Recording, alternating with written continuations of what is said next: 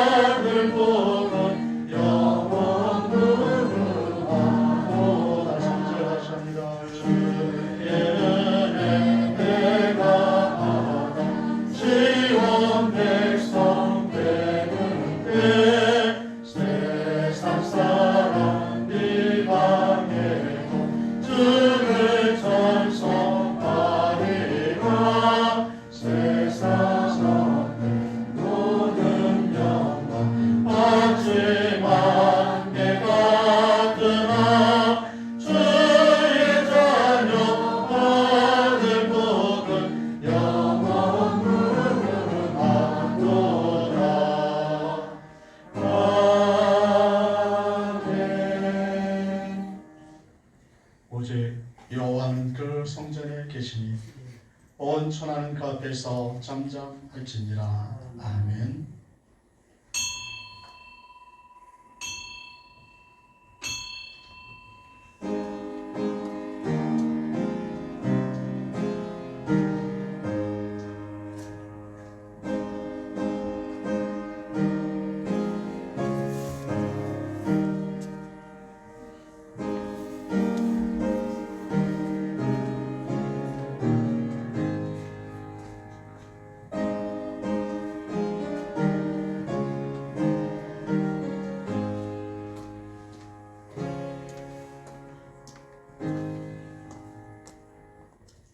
우리를 사랑하시는 하나님 아버지 감사합니다.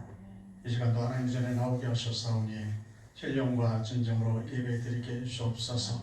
우리가 갖고 있었던 근심과 걱정들, 우리의 죄악의 모습들 다 하나님 앞에 들고 나왔습니다.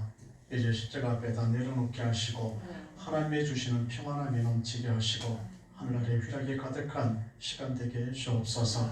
이 시간도 예수님의 이름으로 예배를 기회하오니 맞은 순간까지 자리에 계셔서 저희들 통해 홀로 영광받아 주옵소서. 감사하며 예수님의 이름으로 기도합니다. 아멘. 전송 39장입니다.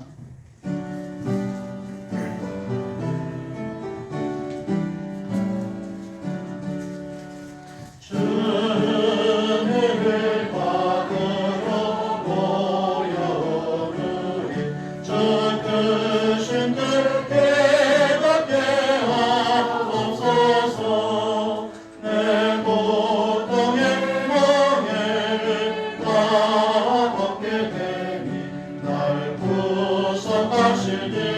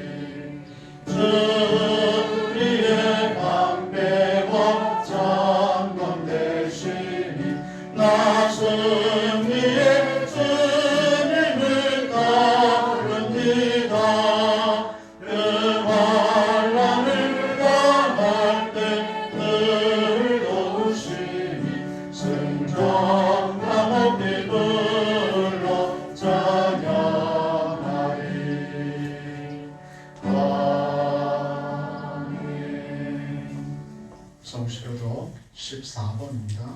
교훈문 14번.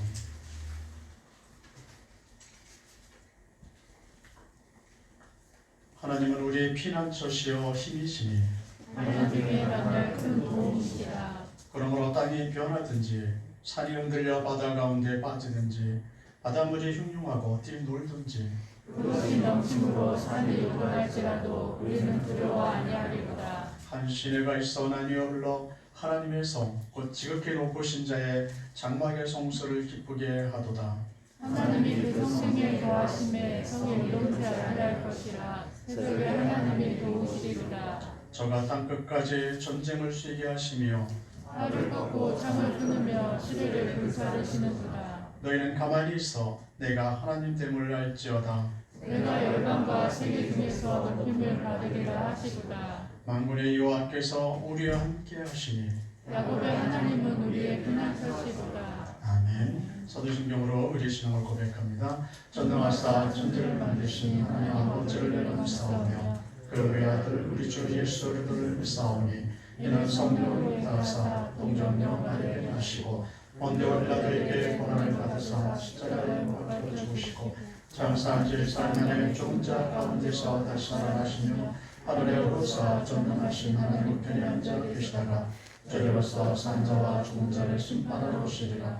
성령을 믿사오며 거룩한 공예와 성도가 교통하는 것과 죄를 사해 주는 것과 몸이 다시 사는 것과 영원히 사는 것을 믿사옵나이다. 아멘. 찬송 96장입니다.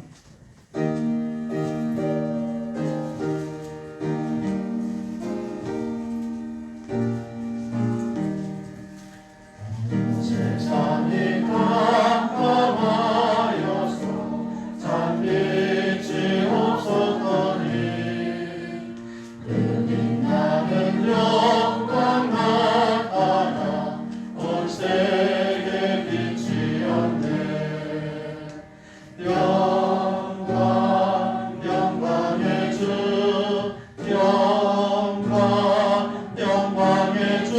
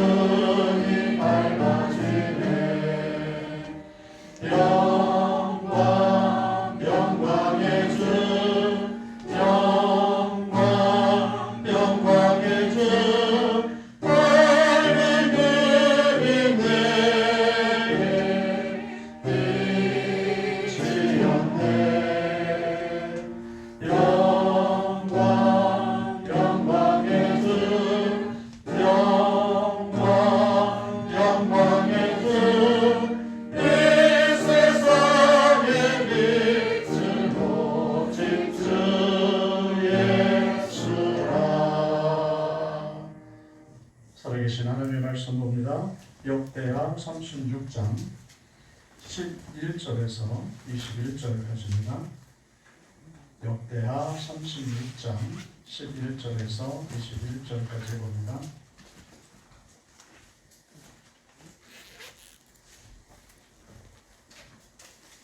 시드기 아가위에 나갈 때 나이 21세라 예루살렘에서 11년을 치리하며 그 하나님 여호와 보시기에 악을 행하고 선지자 예레미야가 여호와의 말씀으로 일러도 그의 앞에서 겸비치 아니하였으며 느부갓네살 왕이 저로 그 하나님을 가리켜 맹세케 하였으나 저가 배반하고 목을 곱게 하며 마음을 강팍케 하여 이스라엘 하나님 여호와께로 돌아오지 아니하였고 제사장의 어른들과 백성들 크게 범죄하여 이방 모든 가증한 일을 본받아서 여호와께서 예루살렘에 거룩하게 두신 그 전을 더럽게 하였으며 그 열주의 하나님 여호와께서 그 백성과 그 거하시는 곳을 아끼사 부지런히 그 사자들을 그 백성에게 보내어 이루셨으나 그 백성이 하나님의 사자를 비웃고 말씀을 멸시하며 그 선지자를 욕하여 여호와의 진노로 그 백성에게 미쳐서 만회할 수 없게 하였으므로 하나님이 갈대 왕의 손에 저희를 다 붙이시매 저가 와서 그 성전에서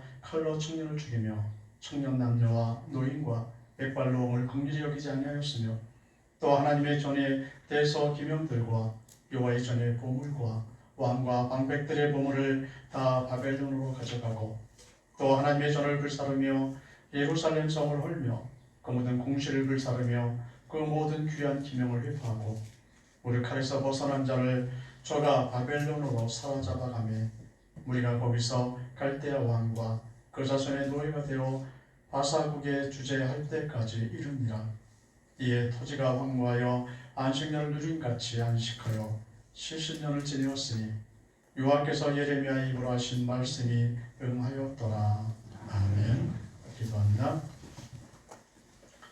오늘도 하나님이 우리를 예배드리게 하시고 또 하나님의 말씀을 듣게 하시니 감사합니다. 하나님의 말씀이 우리 교회에 다 살아계신 하나님의 말씀으로 들리게 주옵소서. 이 말씀을 통해 우리의 삶이 풍요로워지게 하시고 우리의 영혼이 생명을 얻게 주옵소서. 이 시간도 우리의 마음과 우리 뜻대로 놔두지 마시고 성령으로 충만케 하여 주셔서 하나님의 마음에 합한 예배를 드리는 시간 되게 주옵시고 세상에서도 믿음으로 승리하며 살아갈 수 있도록 이 시간에 하나님의 능력과 힘과 지혜를 우리 가운데 덧입혀 주옵소서. 또한 피차간에 은혜 받기 원합니다. 하나님 함께 해주셔서 같이 은혜 받을 수 있도록 역사해 주옵시고 우리를 인도해 주옵소서. 하나님이 함께 하심을 인해 감사하며 예수님의 이름으로 기도합니다. 아멘.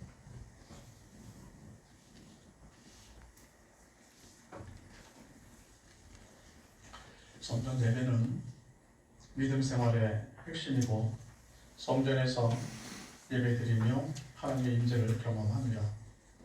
성전에 들어와서 그들은 하나님의 말씀을 들었고 성전에 나와 자기의 죄를 회개할 때 죄의 사하심을 경험했습니다.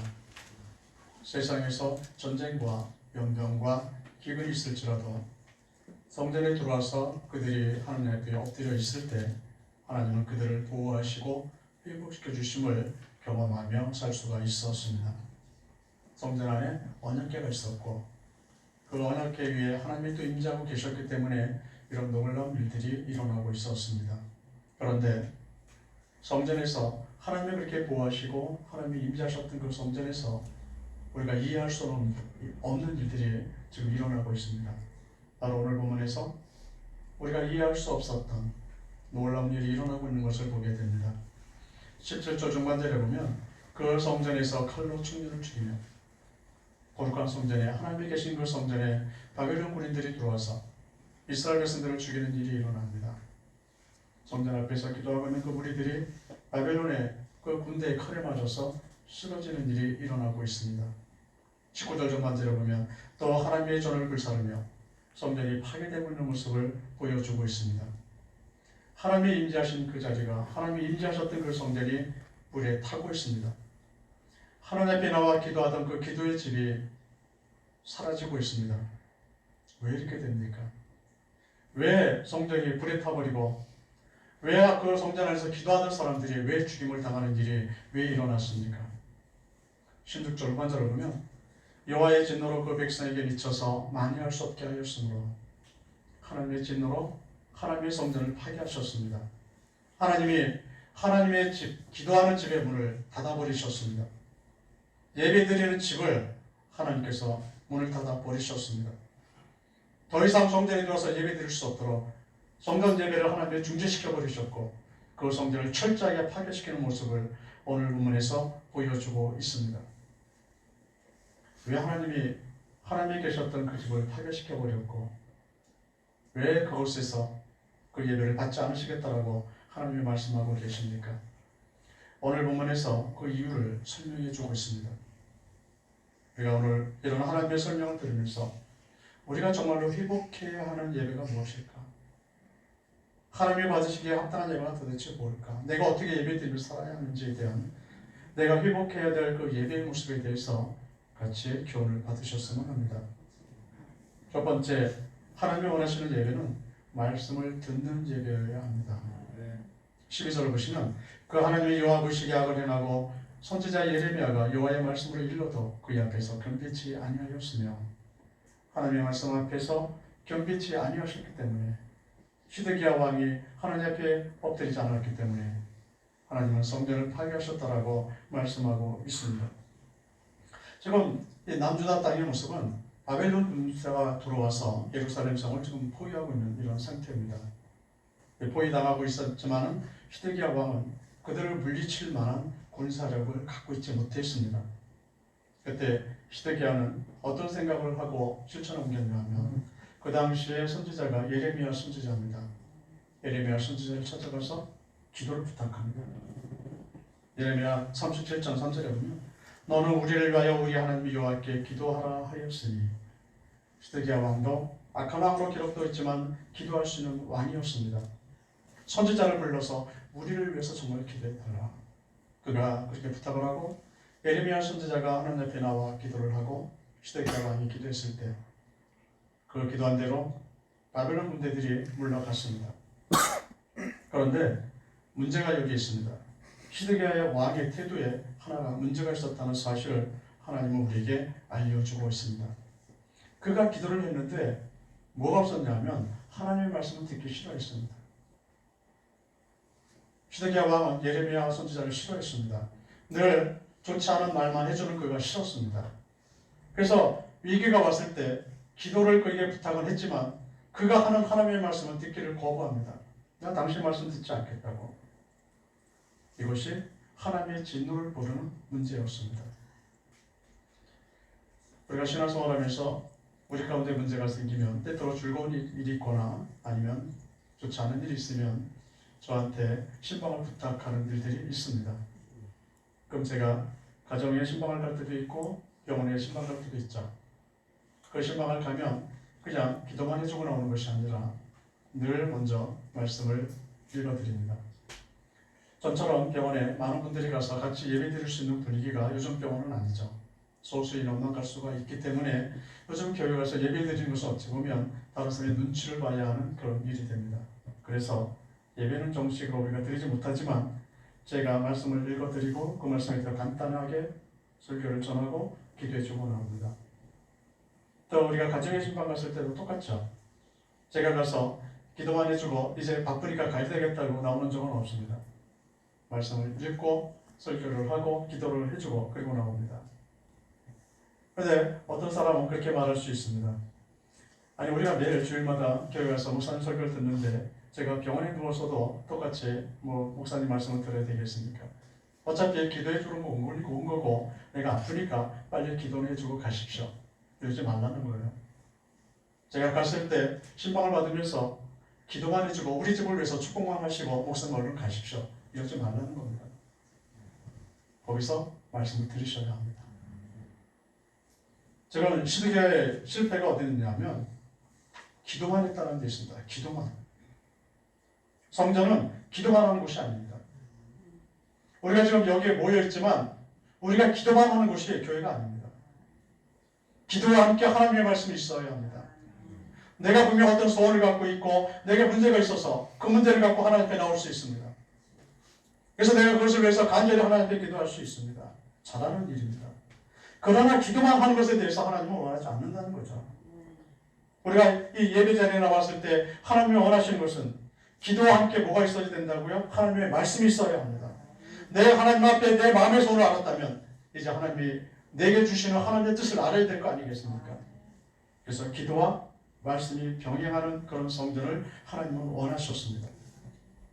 그런데 시드기야는 말씀이 사라진 그런 예배를 원했고 말씀을 듣지 않는 기도만 하고 삶을 살았습니다. 이것 때문에 하나님이 성전을 파괴시키겠다고 선언하신 겁니다. 예배를 회복하는 일이 어떤 일입니까? 하나님의 말씀을 듣는 예배여야 합니다.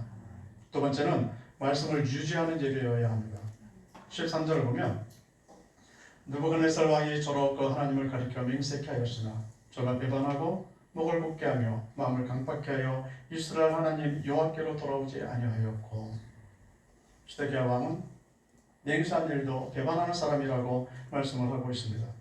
결국 이 말씀은 어떤 뜻이 있느냐 하면 위기 때가 오면 하나님의 말씀에 순종하지만 위기가 지나면 다시 불순종하는 자로 살았다는 의미를 갖고 있습니다. 바벨론의 공격으로 예루살렘이 또다시 포위가 됐었습니다. 이때 시드기야는 히브리 노예들에게 자유를 줬습니다. 율법에 의하면 히브리 노예들은 6년 동안만 노예로 삶을 삽니다.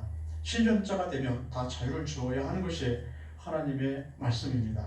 그런데 이스라엘 백성들은 어떻게 살았냐면 6년이 딱 지나서 7년차가 되면 풀어줘야죠. 근데 안 풀어줬습니다. 노예가 많아야 일을 많이 시키고 노예가 많아야 내게 수입이 되어지고 내가 노예를 많이 갖고 있어야 내 권력을 유지할 수가 있었습니다.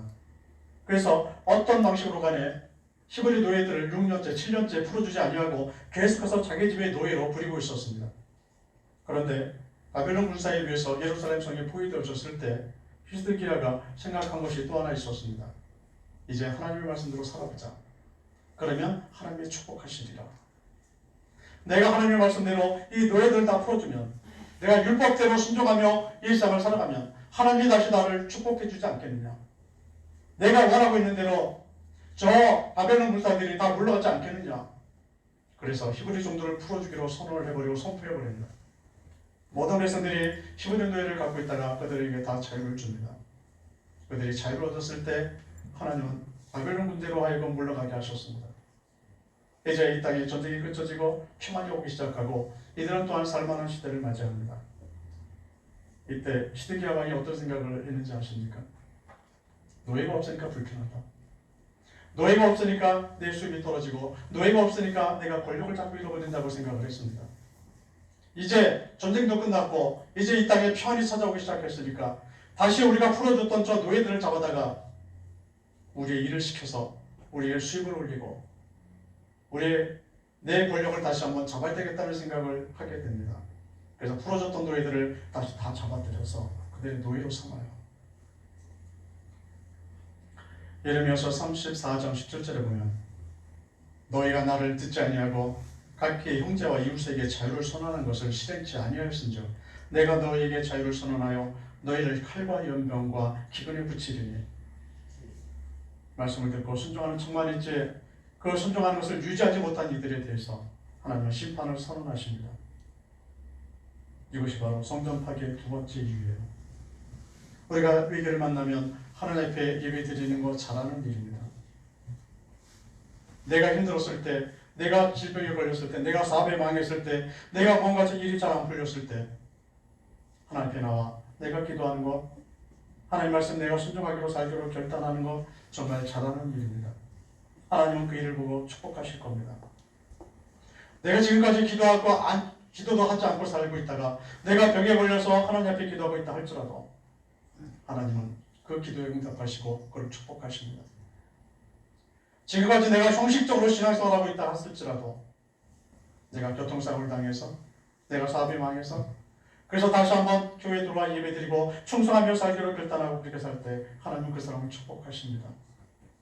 그러나 하나님이 원하시는 것은 여기까지가 아니에요. 순종하기로 결단했다면 계속 순종하고 살라는 겁니다. 내가 위기 때 하나님 앞에 기도하는 사람이라면 편해져도 기도하라는 겁니다. 내가 위기 때 하나님 말씀대로 살기로 결단했다면 위기가 사라져도 그렇게 살라는 거예요. 왜 위기 때는 하나님 앞에 나와서 날 살려달라고 말하고 그 위기가 사라지면 내가 언제 그렇게 기도했느냐고 모른 척하고 살지 말라는 거예요. 지금 시드기야의 실패가 바로 여기에 있습니다. 위기가 사라졌을 때 순종하던 것조차 포기해버린 것.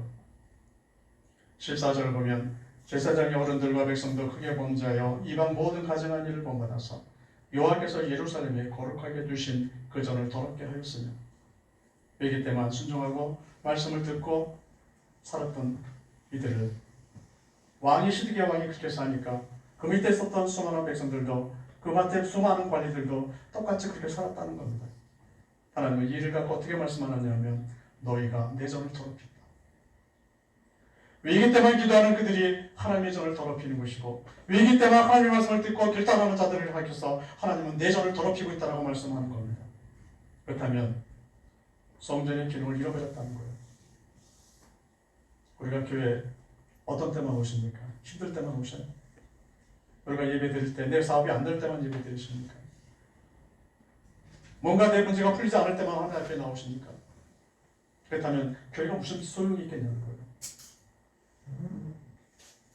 일상에 수많은 교회들이 꼼꼼하다 써 있는 교회가 무슨 필요가 있겠습니까?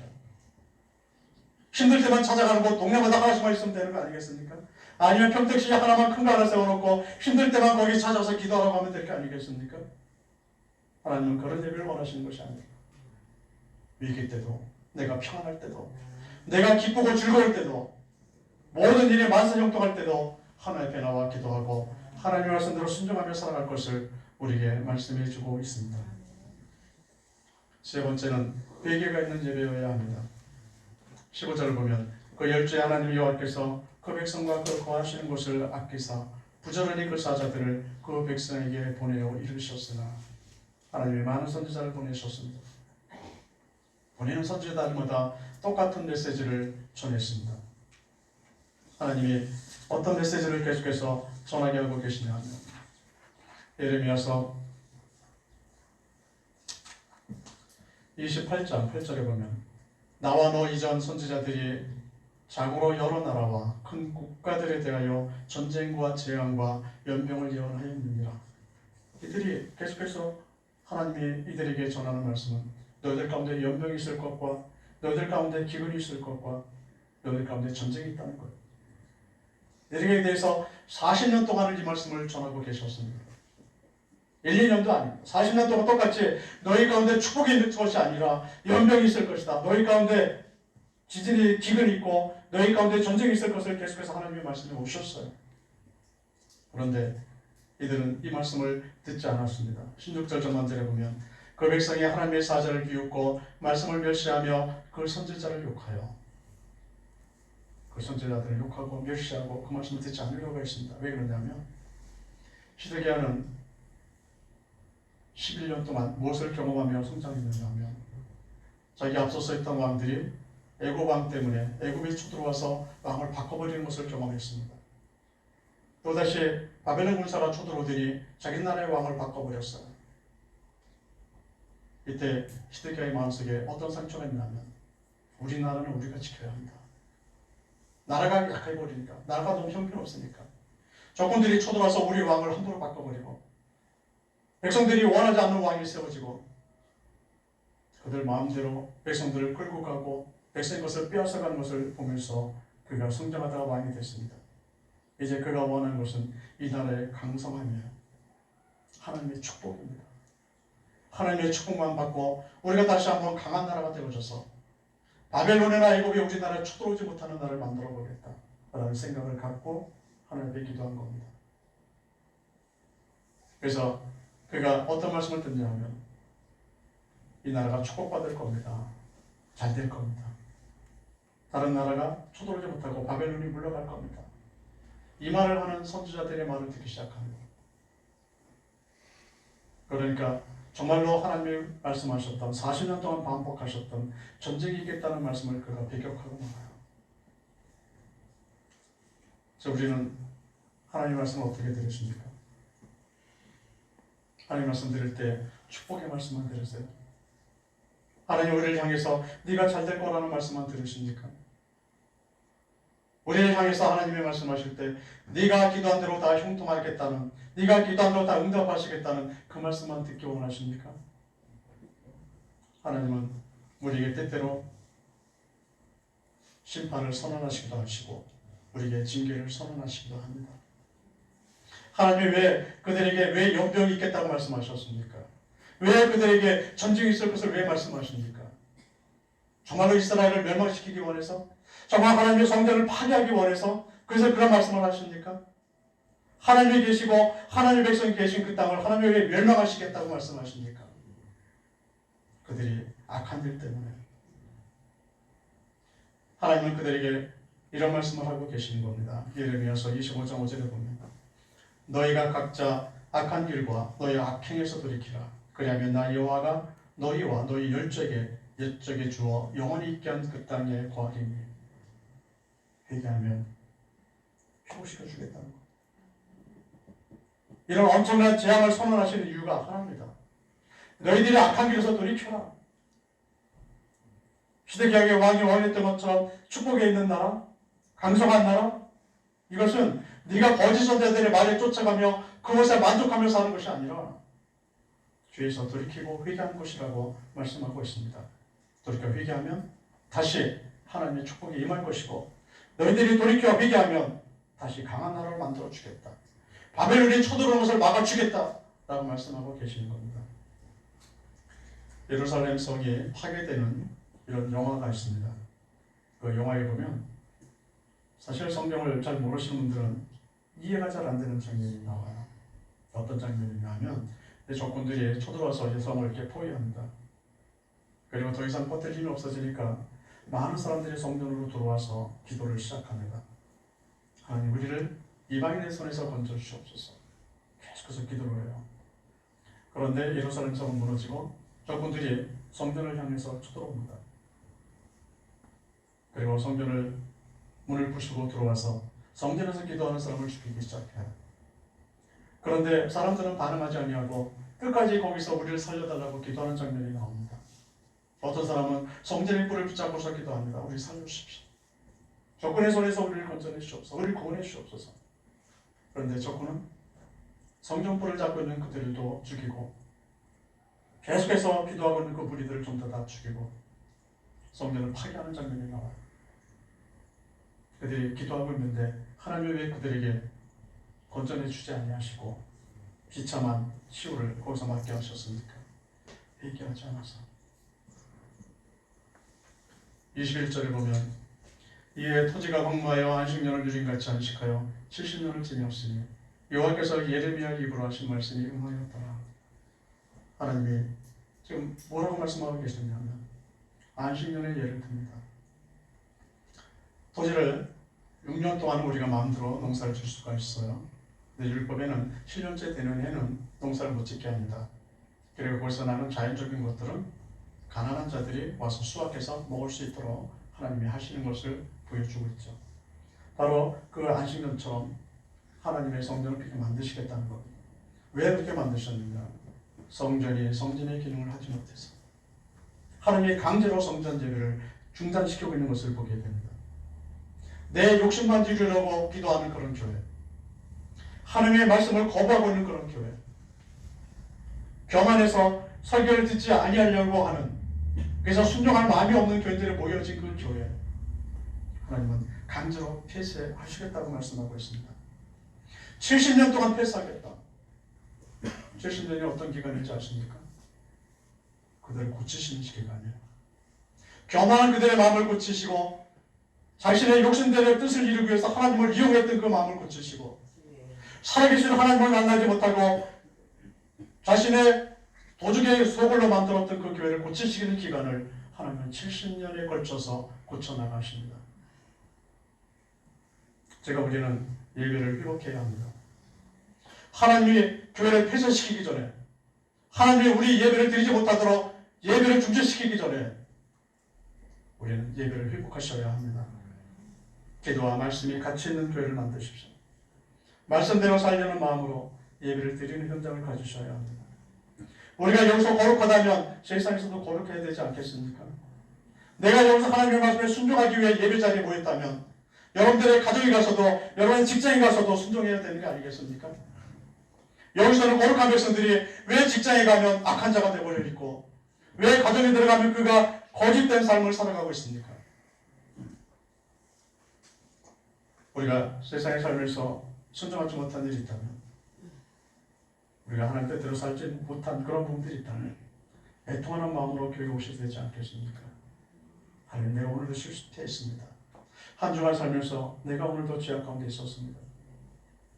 다시는 이런 죄악에 들어가지 않도록 하나님 나를 도와주시옵소서. 내 연약함을 들고 내 애통한 마음을 갖고 하나님께 나오는 그런 예배를 회복할 수 있으시기 바랍니다. 예배의 회복이 축복의 회복입니다. 예배의 회복이 능력의 회복이 되어집니다. 바로 예배의 회복이 우리의 영적 생명을 회복하는 일입니다. 우리가 이 땅에 살아가면서 하나님이 받으시기에 합당한 예배자, 하나님이 받으시기에 합당한 예배를 드리며 살아갈 수 있으시기를 예수님의 이름으로 축원드립니다. 기도합니다. 우리 함께 하시는 하나님 아버지 감사합니다. 우리가 정말 하나님의 말씀대로 순종하며 살게 하시고 하나님 앞에 말씀과 더불어 기도가 있는 교회를 이룩하게 해주옵소서. 하나님의 교회에서 우리가 모여 거룩하게 예배 드리듯이 세상에 살아갈 때도 우리의 삶의 현장이 예배 드리듯이 거룩하고 구별된 곳이 되어지게 해주셔서 우리가 빛과 소금의 역할을 잘 감당하는 하나님의 백성으로 세워지게 해주옵소서. 그래서 우리가 늘 애통하는 마음으로 하나님 앞에 예배 드리게 하시고 죄악 가운데 있을 때 그 주에서 돌이키는 삶을 우리가 살아갈 수 있게 해주옵소서. 예배를 회복해서 하나님께 영광되게 하시고 우리의 축복과 능력과 생명이 회복되는 놀라운 역사를 맛보며 살아가게 해주옵소서. 늘 하나님 우리와 함께 해주셔서 감사하며 예수님의 이름으로 기도합니다. 아멘. 찬송 248장입니다.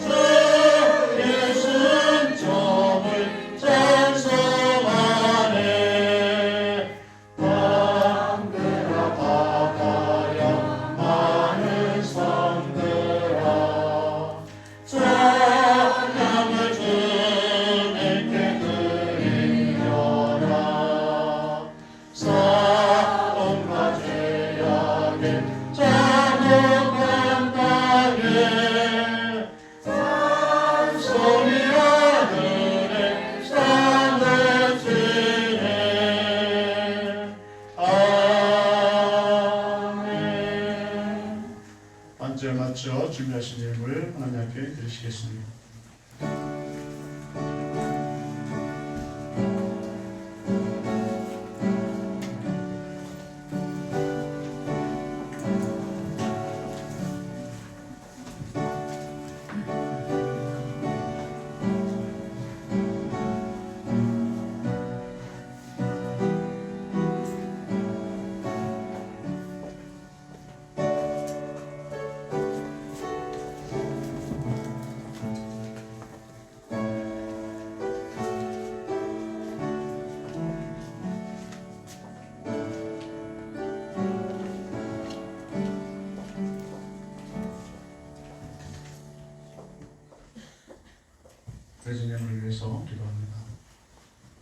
하나님이 우리에게 물질 있게 하셔서 감사의 물과 11조와 가져가지 헌금을 하나님께 드리게 하시니 감사합니다.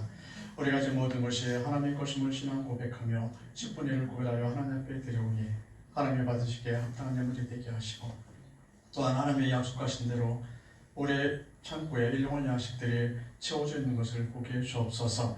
우리에게 복을 주시되 흔들어 넘치도록 채워주시는 하나님을 경험하게 주옵소서. 하나님 앞에 감사해서 감사의 예물 드리며 우리의 소원을 담아 하나님 앞에 예물 드립니다. 그 예물들이 하나님 나라에 늘 합당한 예물로 드려지게 주옵소서. 범사에 감사하는 자들마다 범사에 감사할 것들이 더 있게 주옵시고 말씀에 순종해서 그 축복을 누리기 원하는 자들에게 하나님이 친히 찾아가셔서 말씀하셔서 그 복을 누리게 주옵소서. 소원을 갖고 하나님 앞에 기도하며 예물 드릴 때 하나님의 뜻 안에서 그 소원들이 이루어지게 주옵소서. 우리가 목적을 갖고 성경예물, 건축예물 하나님 앞에 드립니다. 하나님 나라가 확장되게 하시고 이에 동참하는 모든 자들마다 그들의 사업도 형통해지며 잘되는 것을 보게 주옵소서. 주일을 맞이해서 성미를 드리며 주일 헌금을 하나님 앞에 드립니다. 그 성결들을 크게 하셔서 한 주간 살아갈 때 하나님이 특별히 저들을 보호하시고 인도하심을 보게 주옵시고 평안함과 기쁨과 찬양이 있는 삶의 현장들을 가지게 주옵소서. 강단에서 구석진 부분까지 이름도 빛도 없이 봉사하는 속별들이 있습니다. 하나님이 그 이름을 아시고 하늘나라에 그 이름을 기록해 두셨듯이 이 땅에 살아가는 동안에도 정오의 같이 빛나는 복을 누리며 살게 주옵소서. 드려지는 예물들마다 봉사하는 속별들마다 하나님의 손소손을 들어 축복해 주셔서 감사하며 예수님의 이름으로 기도합니다. 아멘.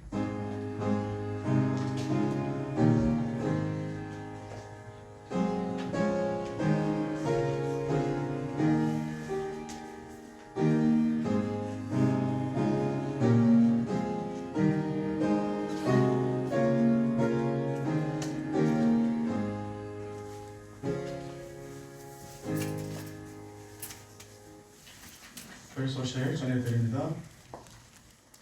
이번 주도 각종 기도회와 오후 예배는 자유롭게 여러분들 참석해 주시고 다음 주 예배도 일부 예배로 분산해서 우리가 예배를 드립니다. 여러분들이 일정한 자리에 거리두기를 할 수 있도록 일부 예배를 알아서 이렇게 분산해 주시고 마스크를 쓰고 또 예배에 참석해 주시기 바랍니다. 대신 저 낙심자들을 위해서 기도해 주시고 또 전도하시기 바랍니다. 다음 주일은 우리가 어린이 주일로 지키고 그 다음 주일은 어버이 주일로 지키게 됩니다. 우리가 지금 3월, 4월 그 2달 동안 주일학교 예배를 드리지 못했고 또 주일 오후 예배를 우리가 드리지 못했습니다. 그래서 다음 주일 5월 3일부터 주일학교 예배를 시작합니다. 각 주일학교에서는 미리 준비해 주시고 또 학생들에게 공지해 주시기 바랍니다. 주일 오후 예배는 우리가 교회에서 우리가 식사를 하고 예배를 드리지 못합니다. 식사를 당분간 교회에서 할 수가 없기 때문에 그것이 풀릴 때까지 주일 오후 예배를 오후 7시로 저녁 예배로 오후 7시로 예배를 우리가 다시 시작을 합니다. 여기에 맞춰서 여러분들이 오후 예배를 참석해 주시고 그리고 당분간 금요 기도회와 구역 예배는 당분간 쉽니다. 다시 한번 광고 있을 때까지 기도하시면서 기다려 주시기 바랍니다. 또 내일은 우리가 남서노예 정교회가 평택중부교당에서 있습니다. 기도해 주시고 바로 예배 후에 청년부 주간 정교회 퀴즈대회가 있습니다. 우리가 또 일부 예배에 참석하셨던 분들은 이제 온라인으로 이제 참석하시게 됩니다. 그래서 이렇게 참석하셔서 성경 퀴즈 대회를 진행하게 됩니다. 그래서 축도 후에 바로 성경 퀴즈 대회를 진행을 합니다. 우리가 한 달 정도 지금 뒤로 미루다가 더 이상 미루기가 뭐해서 간단하게 합니다. 여러분들이 응원해 주시고 마태복음을 다시 한번 생각하시면서 참석해 주시기 바랍니다. 이번 주 성경 읽기는 사도행전 26장에서 로마서 4장까지입니다. 잘 따라오셔서 하루에 한 장씩 읽어주시기 바라고 또 매일 못 읽으신 분들은 주일 오후 시간에 이 부분을 다 읽으시기 바랍니다. 이번 주 암송 구절을 로마서 1장 19절입니다. 우리 한번 같이 같은 목소리로 읽어보겠습니다. 시작. 이는 하나님을 알만한 것이 저희 속에 보임이라. 하나님께서 이를 저희에게 보이셨느니라. 로마서 1장 15절 말씀. 아멘. 누간도 이 말씀을 암송할 수 있으시기 바랍니다. 찬송 433절입니다.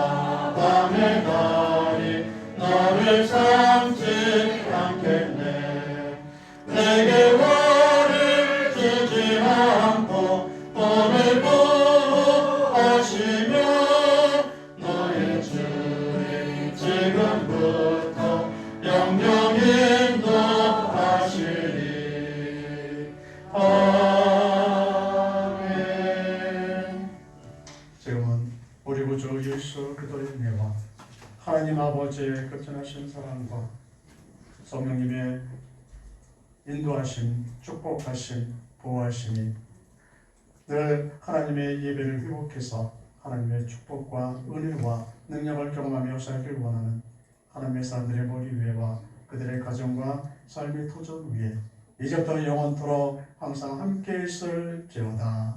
아멘.